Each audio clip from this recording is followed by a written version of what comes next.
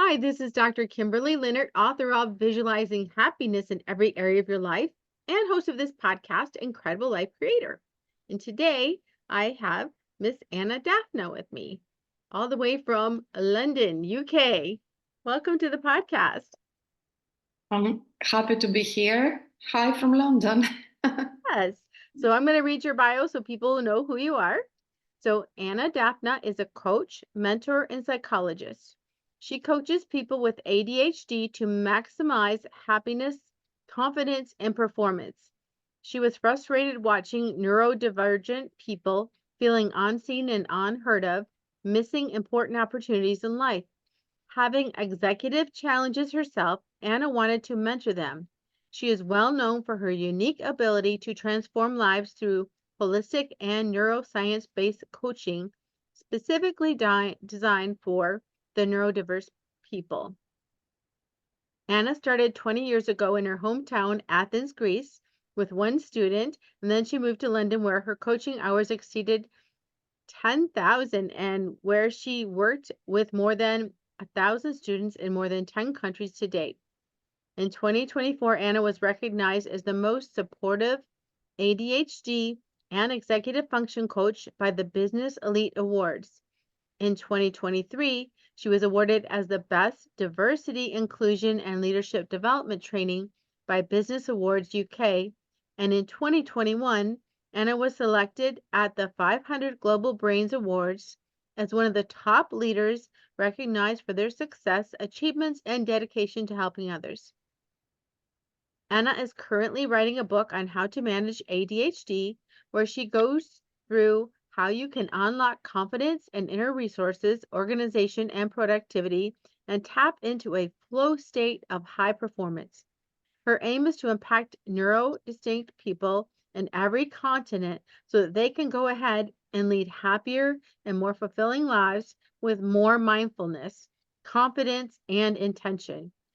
And as a result of this work, Anna wants to see a world with reduced inequalities, good mental health, and world-class coaching for everyone, irrespective of geographical location, cultural background, or diagnosis. Wow, you have been just getting awards and helping people. I love to hear that. It's very satisfying to be recognized for your work, but the most reward for me is when I see people have more confidence.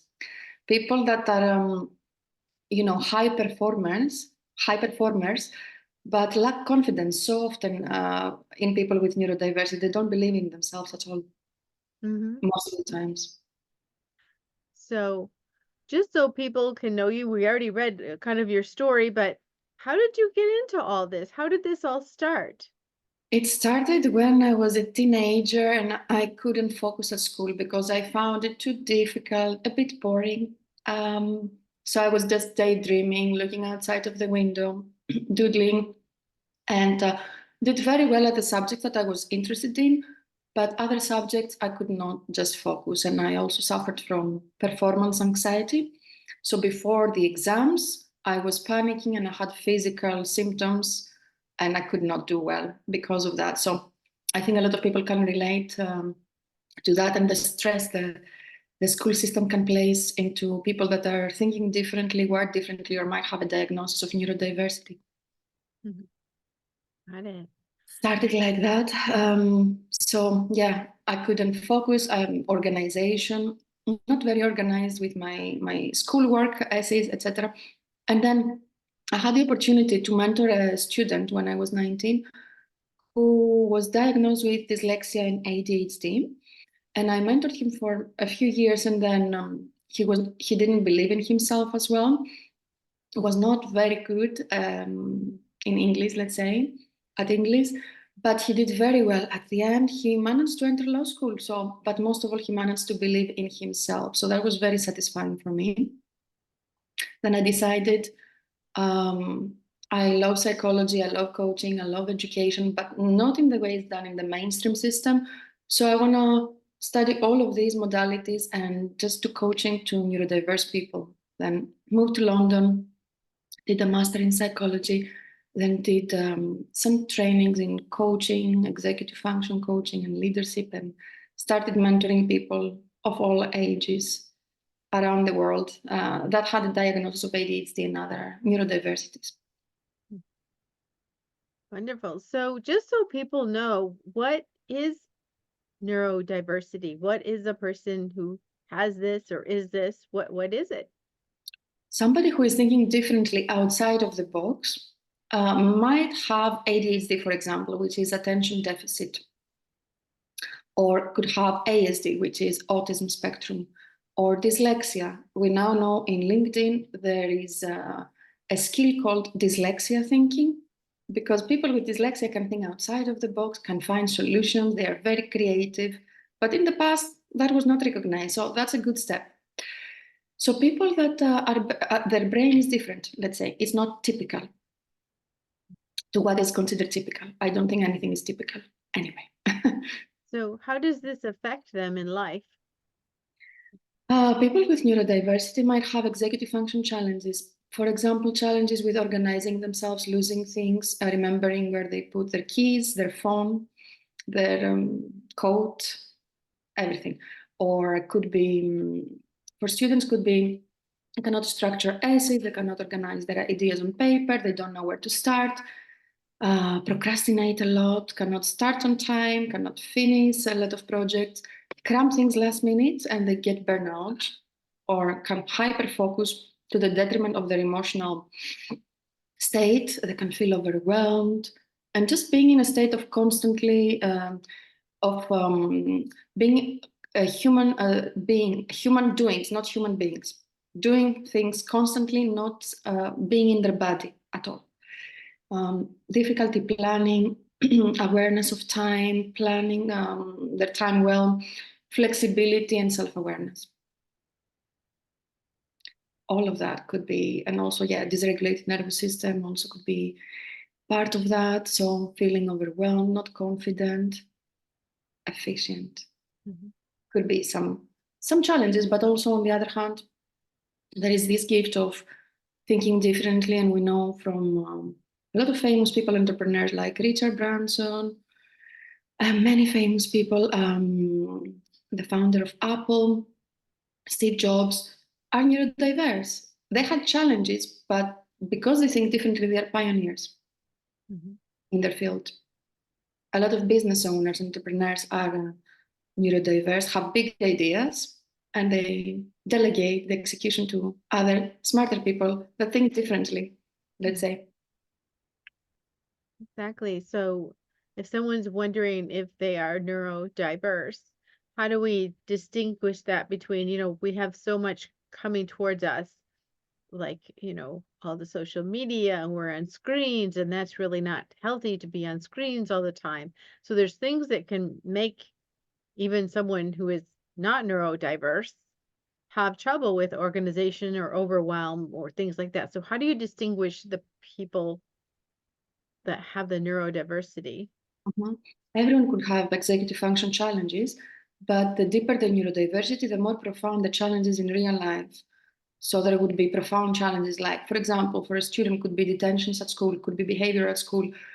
For couples could be miscommunication or interrupting each other all the time, or the home could be a total mess or chaotic to the extreme. And of course, some people are helped with medication, and then you can start that route. Some other people don't want to go towards that route and go through more holistic approaches. But the best way, if you want to get diagnosed, if that's a relief, that is for a lot of people, is go through the psychiatrist and his team and do a thorough investigation into neurodiversity and have that diagnosis if that's something that you want. Most people with deep neurodiversity feel good about the diagnosis because they don't feel something is inherently wrong with them. Like they are lazy, they are incapable, they are unlovable, they are not good enough. Because these are the labels that they listen from a young age from school. They don't try. It's not correct. It's not true. Exactly. So when they're communicating, you mentioned like couples. So is it that the neurodivergent person is not hearing the communication the same way that someone that isn't is hearing it? Are they hearing the communication wrong? Are they just not getting it? Are they just so much in their own world that they're not communicating? What's the dynamic there? Could be not being able to pay attention to long sentences, losing attention, losing interest, interrupting because they might forget what they want to say, because they cannot hold it in their working memory for long, because working memory is another executive function skill that could be affected. Could be hearing judgment. A lot of people with neurodiversity, especially ADHD, have the dysphoria to criticism, to feedback, are very sensitive towards that. So they might feel very sensitive towards that. So that could be an issue. Could feel overwhelmed because of anything and not be able to express it, process emotions, say what they need, initiate conversation sometimes, etc. So when you work with them, do you help them use their memory in a way so that they can actually hold more in their memory so they can communicate, or how do you work with them?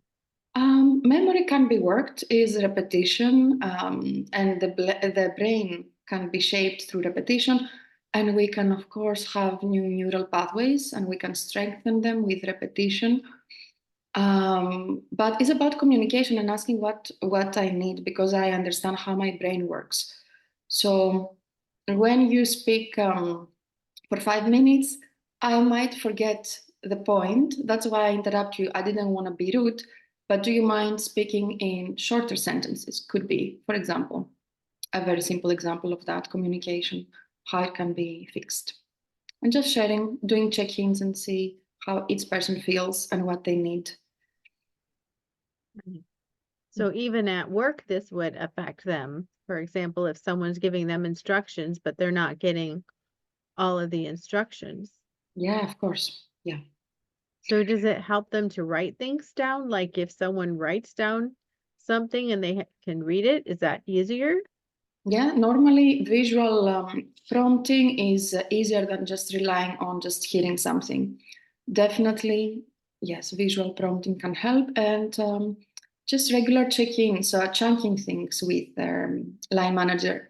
A lot of people find it difficult to break down things and to plan things. They cannot understand what's urgent and important, or why painting the wall at the moment is not the most urgent and high priority action, but it's about just doing the 3 actions that I need to get done for just to finish the work. So it's about prioritization and just also self-control. Got it. So once you're working with them, they can kind of start to prioritize things a little bit better than before. Yeah, is a process about tapping into high priorities and just chunking them, reverse engineering them, and just work with deadlines, work with accountability, work with somebody at work that understands neurodiversity, because that's very important. That people are working in a company that is neurodiversity friendly, and otherwise they would feel a failure again. And they would quit or they would be laid off, and then they would think something is wrong with me, because I have been laid off from all these jobs, etc. But it's not about success is built on failure, and it's about understanding ourselves and knowing what works for us. If a job is driving people crazy, is not the job for them. They should have left that job and find a better one that is more appropriate. It's not about them, that something is wrong with them. So just looking at the other side, and we were kind of looking at, what we do to kind of, I don't want to say the word fix, but to make things easier for them. But on the flip side, they're creative. They're in this other world thinking of all these things. So how do you take that and just maximize it? Just finding a job that fits that requirement. Be creative, thinking outside of the box, fixing problems, finding solutions, whatever works for each person.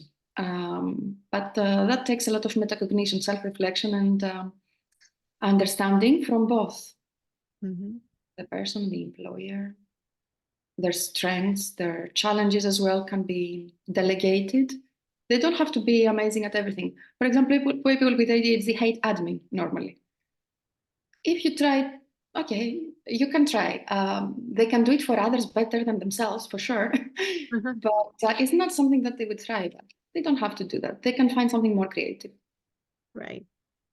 I They actually I resonate with that. I don't know Me other too. people. I don't like to do any admin if I don't have to. Some people love it. Some people love it. And I love those people. Yes. So finding these people is about finding the people that can organize things, do admin. And yeah, luckily support exists, at least in the UK. The government also supports with bespoke coaching and giving PA to people that have some challenges, but on the other hand, are so valuable because the world has changed and is changing so much. And we need people with different thinking because the past thinking is not working anymore. So I think it's very valuable to embrace that difference. Oh, it is because things are changing so quickly. Every Yeah. year it's changing faster and we have more available and looking at even like the chat GPT or the Yeah. all this AI and all of a sudden it's just at our fingertips in sometimes less than a second. Yeah.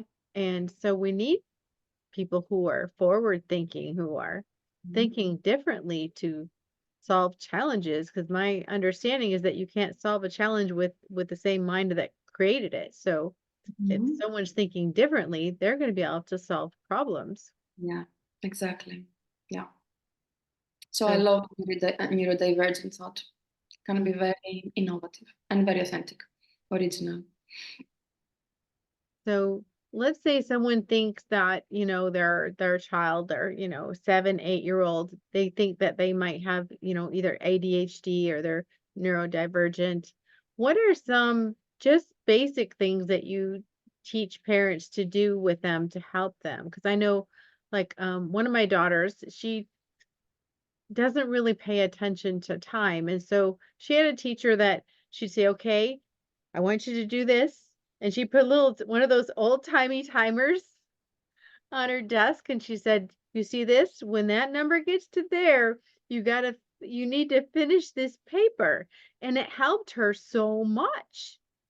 Yes. Just seeing the time can help with time awareness because a lot of people with neurodiversity, ADHD in particular, have they say time blindness. They cannot understand the passage of time. So what works for one child, the manual is different for another. Mhm. But depending on the age, you can work with building the executive function skills through play, through role play, through board games. You can build all that as well through online games, through reinforcers, motivators, rewards when they are on task. That could also help their sustained attention and task completion. Um, with sensory diet, for some of them, sensory diet is normally, usually, people with neurodiversity might have sensory processing difficulties. So they could be a bit sensitive to some of the senses, let's say, not necessarily all the time, but that has to do with emotional dysregulation as well, because we perceive the world through our senses and our physiology. A sensory diet could be when I study, I have a sensory tray of already peeled fruit, so I can take some without looking and I can sustain my attention and dopamine Mhm. longer because dopamine also needs to be boosted with ADHD because it's lower. All of this gives dopamine as well. Maybe I like visual, that's a different sense now. We go from taste to visual. Maybe I want my environment to be decluttered. I can focus better like that. Hearing, maybe I want to put loom or music or noise cancelling or just be quiet. Then I can focus better. So it depends on what works best. Touch, maybe I want to hold a pen, a fidget ring, a fidget toy if it's not distracting, or Bluetooth or something else, in order to manage hyperactivity, let's say.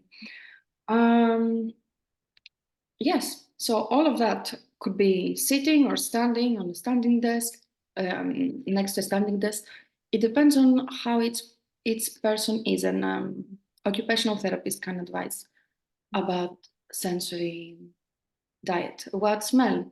If I'm anxious, for example, smelling lavender could calm me down, and I can associate lavender with everything being okay.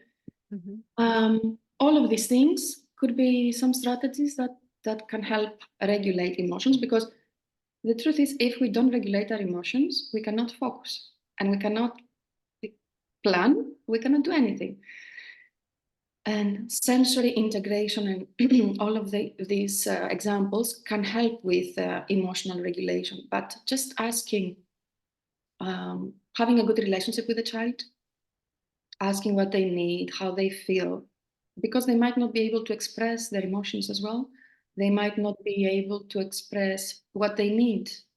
And just help them identify where they feel safe, what place, with who are the adults that or people, friends that they feel happy themselves, they can be open, and what are the activities and things that they can have or do to regulate. That could be very different. That could be a variety of things. Is start building the metacognition of how can I regulate first. So I'm open for learning and I'm open to listen to others and connect with others. Yes. And as you were talking, I was thinking of in the past, because I do vision therapy, I've worked with some kids who are on the spectrum or, and one of the things that helped one child is they had a just almost like a poster thing on the board, and there was a picture of a smiley face, an angry face, a sad face, and they would take it was like magnetized, and they would just take and put, okay, what are you feeling? And they would just put it there. They didn't have to try and describe anything, but they would just put, show people where they were at, and it gave them a way to do it. Yeah, and that's empowering, because if you don't have a voice or you don't voice how you feel, you feel more dysregulated. Just saying how you feel, bring curiosity to that feeling, have curiosity about what's the story behind that feeling. If you go to another level, is very empowering, and you can also challenge that thought and find things that can help you regulate yourself or your child, and can identify people, places, things that are dysregulating as well. For example, noise could be dysregulating, or breathing, visualization could be regulating. If I am around people that have a regulated nervous system, are calm, and have a good connection, I feel regulated as well, because there is co-regulation in that case. Mhm. When I'm around people that are angry, nervous, have addictions, I might feel dysregulated, because we mirror each other and there is co-regulation. So it's very important also that parents role model how they are poised, calm, focused as well. Exactly. And when you said the word diet, it just sparked my head thinking about, sometimes people are sensitive to actually smells in the negative way. In other words, there's some smells that make them, I don't know if it makes them upset, they just don't feel good. There's also sometimes foods that make you not feel good, even from an emotional standpoint. Is there certain foods that you found that a lot of people are sensitive to, or it would be better if they didn't eat them and it would help their emotional? Definitely having a good diet with fruit and vegetables help, and of course hydration, but everyone is different. A lot of people in the spectrum have particular preferences with food, but that's very personal. But diet also could be their thoughts, what goes in here. Mhm. And that's so important, because our thoughts can change our physiology and how we feel. And then our actions are impacted, and our life is influenced as a result. That's true for everyone. Everyone. Well, it makes a huge difference, even how you get out of bed in the morning. Yes, morning routine is important for the nervous system as well. Mhm. And night routine. Connection is so important. Being connected with other people, and connection is one factor of happiness. Mhm. Do we feel alone? Do we feel isolated? Do we have people that we can speak with? Connections, cuddling regulates the vagus nerve. The vagus nerve is the main nerve of our nervous system. That stems from the brainstem until the end of the spine. And the vagus nerve can regulate our emotions or dysregulate them if it's not regulated. So activities like lifestyle changes, sensory diet, we talked about that. Yes, good sleep hygiene diet. If people with neurodiversity need coaching, it needs to be trauma and neurodiversity informed, is different coaching or therapy. Repetition and accountability also, because sometimes we fail at building new habits, but the research says people with neurodiversity for a simple habit, they need around 66 reiterations, so triple the time that somebody else might need. So just be compassionate as well with ourselves and just not judgmental.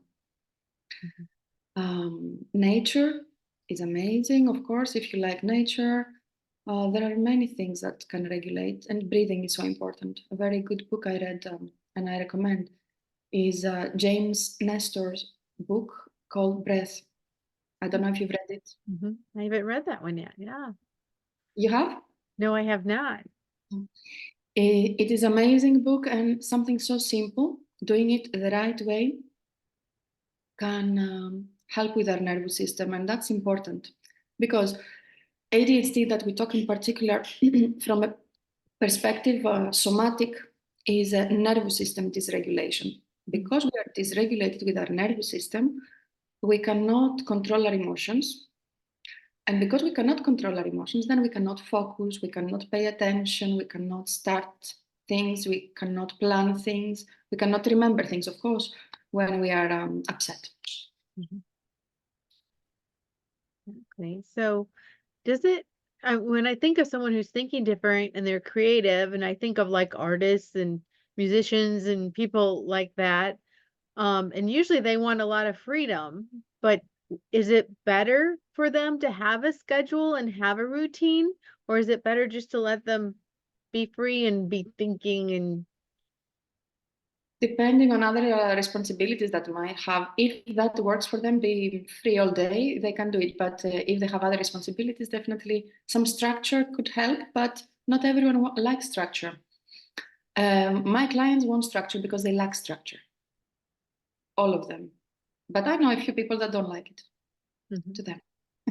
Of course, whenever you seek coaching, all the goals are self-selected. If you want to work through having routine structure, definitely you will have good result. But if you don't want to work on something, you don't have to. Mhm. Even for children, the goals that are working towards, they need to be theirs so they can own them, not imposed. That has even better benefit. Even with parents, if they work together and they, for example, get rewarded for something, if it comes from them, I want to get, I don't know, this, I don't know what to say, online game, let's say FIFA or whatever. Uh-huh. Uh, if I do this, if it comes from the child, is much more powerful than Oh, yes. from the parent, and yeah, it's good for Okay. them. Yeah. So if people wanted to work with you, how do they contact you? You had sent me some things about some I think quizzes or things. So why don't you talk about that? Yeah, so if people want to know executive function skills, we talked about this before, are skills pertaining to organization, productivity, emotional management. And if people want to know what their executive function profile is, I have a free quiz called the Executive Function Predictor that it takes 3 minutes to do. You go through some questions and then it sends you personalized results to your inbox about how you can boost your profile. because executive function skills are predictor of future success. The better we plan, the better we execute, the more opportunities we get in life as well. And the other free quiz I have is about the state of your autonomic nervous system. What state are you at? Are you open, safe, connected? Or are you in the fight and flight? Or are you in the stuck, immobilized state? We will see which state you're at and what you can do through regulating activities through the vagus nerve that you can do to move through the states to feel more connected.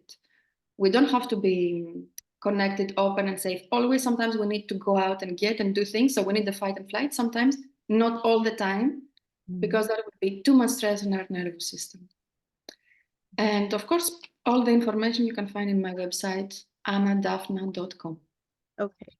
All right. So awesome. So now I have a personal question for you. Oh, that's nice. What gives you the most happiness and fulfillment in your life at this point?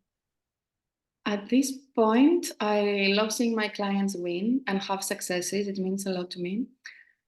And I also cherish my time with my loved ones and just spending nice time with them and do high quality activities like traveling, having coffee, food, simple things, and just connect. Wonderful. Well, thank you so much for being on the podcast today and for sharing all your wisdom. And I've learned a lot. I didn't know what the neurodivergent was, so that's helpful. Thank you. It was a good message to spread. And I want all the neurodivergent people to feel empowered, just to show who they are. Exactly. So I have one last question before we finish. What is your best advice on living an amazing, incredible life? Embrace challenge, because the more you overcome adversity, the more you get to be yourself. For example, when I work with students in the UK that are sitting their GCSEs, they're very stressed. They find the educational system cannot work for them, is very structured, very obsolete. And what I say to them is, just go through the GCSEs. That's the first gate. Then it gets easier. The A levels, you have less subjects, and the gates starting opening, and you have more and more opportunities. So just persevere, embrace the challenge, believe in yourself, visualize how you want your future to be, and take one inspired action every day. Beautiful. Thank you so much, Anna. Thank you so much. We'll talk to you again soon. Okay.